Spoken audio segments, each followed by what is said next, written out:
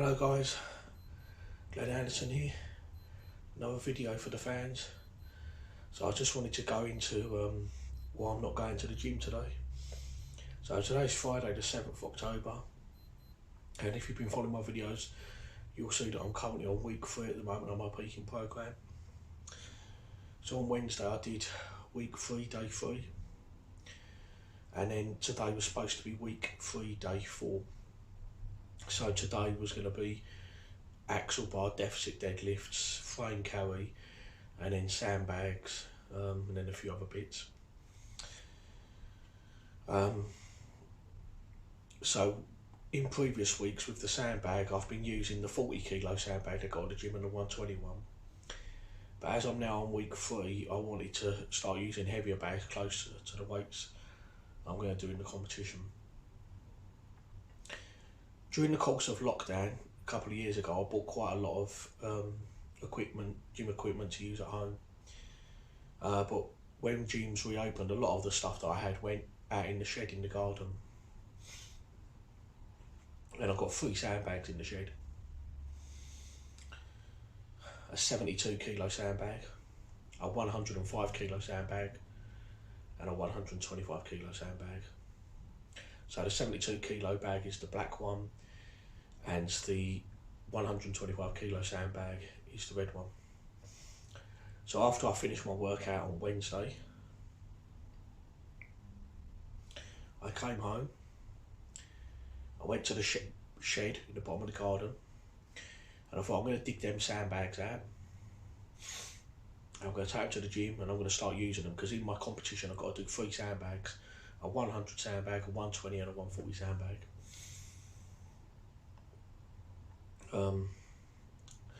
So I got the 72 kilo sandbag. This was on Wednesday afternoon, after I'd already done a full 3-hour session at the gym. I came home, dug the sandbags out of the shed. I thought I'm going to put them in my car and I'm going to take them to the gym and I'm going to leave them at the gym, so that when Friday rolls around, I can, the sandbags already be at the gym, and then I can do my training, my sandbag training, and try and simulate how it's going to be in the competition. So I got the 72 kilo sandbag out of there, put it in the boot of the car, and then it was time to get the big sandbag, the 125 kilo sandbag. That's 275 pounds. So I went to the bottom of the shed,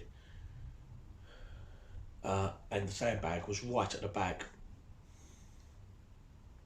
The 105 sandbag was in the way, and the track bar was in the way, and a few other bits. Where it had sat there, it was really difficult to get to, and it literally could. Where I was fatigued from doing my workout, I was a bit tired at this point, but I wanted to do it then.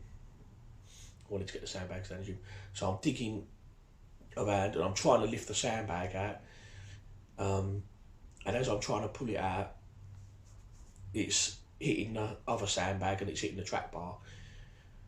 But after struggling for about 10 minutes, I managed to get it out of there. It was very difficult. 275 pounds of dead weight. Now once I've got it out of the shed, I've got to get it through the garden, through the alleyway, which is very tight, and into my car. No one to help me, I had to do it all on my own.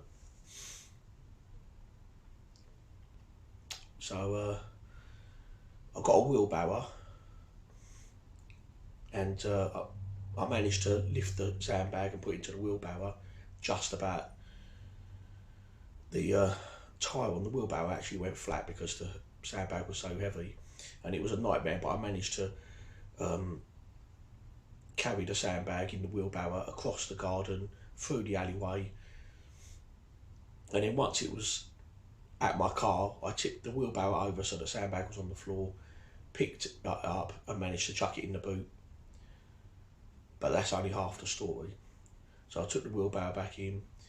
Now with both of the sandbags in my car, I now went to the gym and did the 5-mile drive to the gym. Now I've got to get the sandbags out of my car and into the gym. So I did the 72 kilo one first. Even that was heavy when you're tired.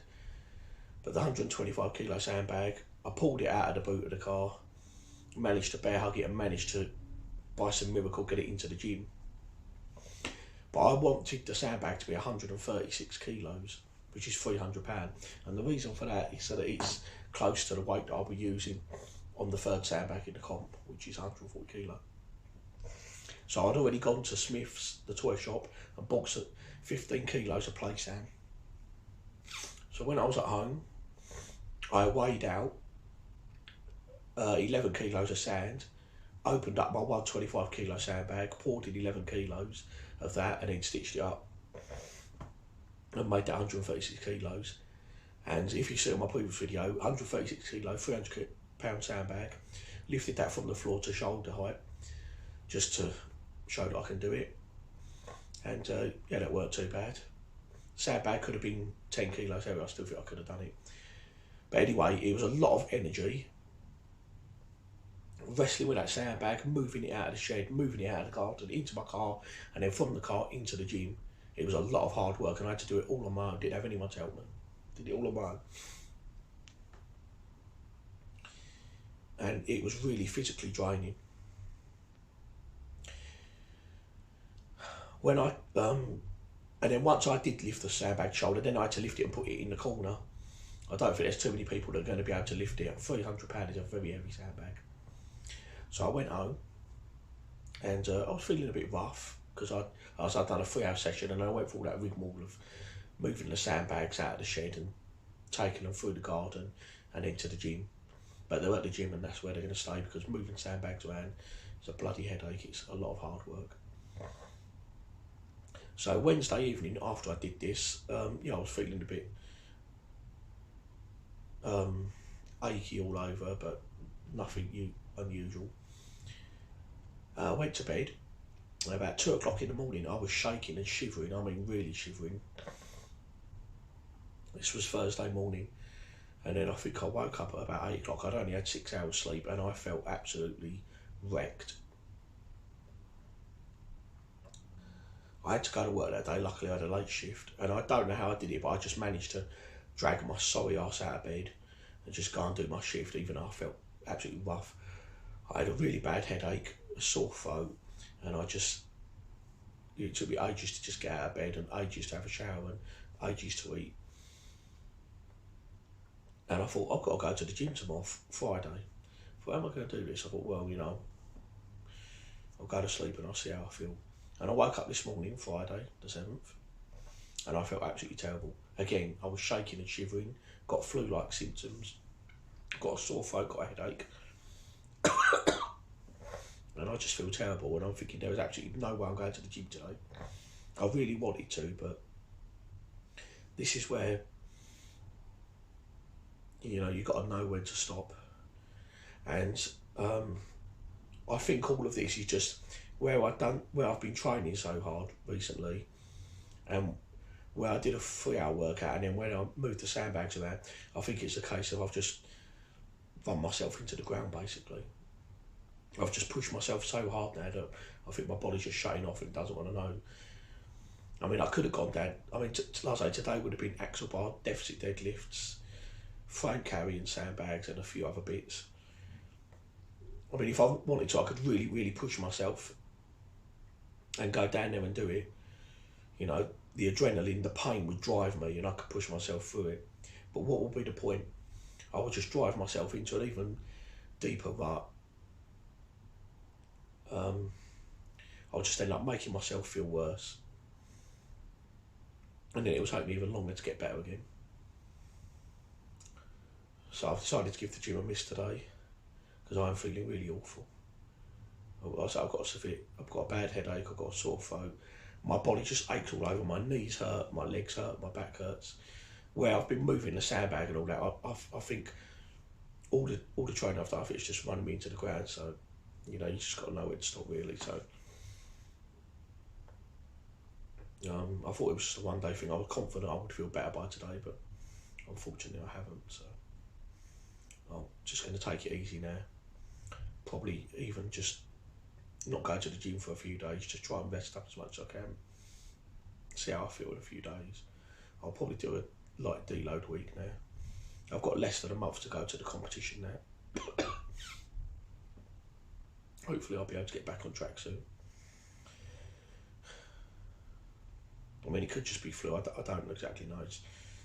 But I know me, and I personally just think it's well. I've just pushed myself. I've run myself into the ground basically. It's very rare that I get ill. I've got a very strong immune system. I'm the type of person that I can be ill once, and I might not be ill again for 3 years or 5 years. I mean, you get a lot of people that are ill regularly all the time, you know, but it's very rare that I get ill. I'm very rarely ill. You know, I've got a strong immune system. I've got good health generally. I look after myself. I eat properly. I don't smoke. I don't drink alcohol. I try and sleep properly, eat properly. I try and look after myself. Try and exercise regularly. It's very rare that I get ill. Unfortunately, this is one of them times, and it's a bad time to happen. You know, what we'd be having to do a competition in 4 weeks, but you know, I'm going to try and recover. I mean, even when I do get ill, I normally recover quite quickly, so I'm hoping that in a few days I'll be right as rain and maybe be able to do some light training, and because I need to jump into it. The pressure is on. So I've got 4 weeks to go to my competition. Just over 4 weeks to my competition, so I need to get back into it as quickly as I can. But at the same time, not push myself too hard. So when I feel better, I'm going to do like a light deload week or whatever, and then try and jump back into my peaking block. Okay, guys. So yeah, that's it for now. So I'll try and, when I get back to the gym, I'll try and do some more videos, and for those that are keeping track of this peaking block. So thank you, guys, and yeah, I'll see you soon.